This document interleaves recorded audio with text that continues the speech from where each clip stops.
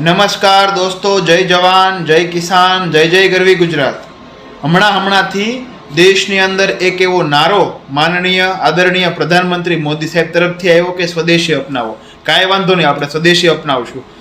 અમુક ભાજપના શીર્ષ નેતા કે જે મોદી ભક્તિથી તલ્લીન છે એવા ભાજપના નેતા, કાંઈ વાંધો નહીં, ભાજપ પક્ષના હોય તો રહેવું જ પડે, એ લોકોએ 3 કરોડની ઘડિયાળો કાઢીને 3000ની સ્વદેશી અપનાવી. કાંઈ વાંધો નહીં, ખૂબ સરસ કે ભારત દેશનું સ્થાનિક માર્કેટ ઊંચું આવે.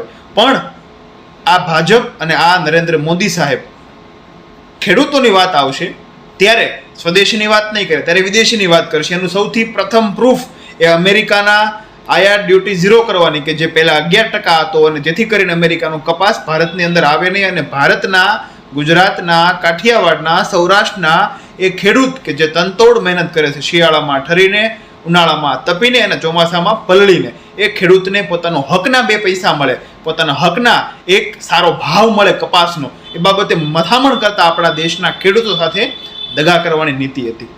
દોસ્તો, તમે ત્યાં સ્વદેશી કેમ નથી કહેતા?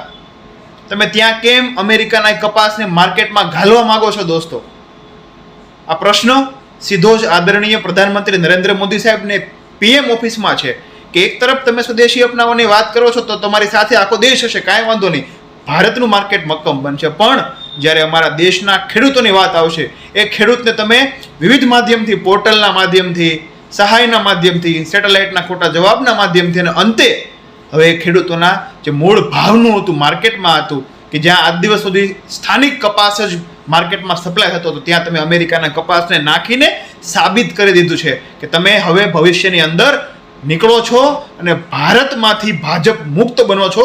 એની પ્રસ્તુતિ આ તમારા એક નિવેદનથી આપીશું. અને ખેડૂત વિરોધી આ નિર્ણય તમારે તાત્કાલિક બદલાવો જ પડશે. એનાથી કોઈ શંકાને સ્થાન નથી, કારણ કે ભારતનો ખેડૂત હવે મક્કમ બન્યો છે, જાગ્યો છે, અને પોતાના પ્રશ્ન બાબતે વાચા આપવા માટે દરેક જગ્યાએ અવાજ ઉપાડશે, એની ખાતરી છે. અને ભારતના તમામ ખેડૂતોને પણ એક અપીલ છે કે આપણે ખેડૂત પુત્ર છીએ, જગતના તાજ છીએ, મહેનતના પૈસા કમાઈએ છીએ, પરસેવો પાડીએ છીએ, એટલે આ ભ્રષ્ટ ભાજપને સહન નહીં કરીએ. જય હિન્દ, જય ભારત, જય જવાન, જય કિસાન. દરેક ખેડૂત સુધી આપણી વાત પહોંચવી જોઈએ કે ભારતમાં ભાજપની કેવી પોલિસી, એક તરફથી સામે આ બગલમાં રામ અને પાછળથી ખંજર નાખવાની આ પોલિસી ભાજપની છે. સ્વદેશી અપનાવવાની વાત માત્ર ને માત્ર સ્ટેજ ઉપર જ કરે છે, બાકી પાછળથી તો અમેરિકાથી પોતાના ભાઈબંધ ટ્રમ્પને નિભાવવા માટે નો એવી પોલિસી લાવે છે. દોસ્તો, જાગૃત બનજો, પોતાના આત્માને ફંફોડજો, જગાડજો અને પોતાના હક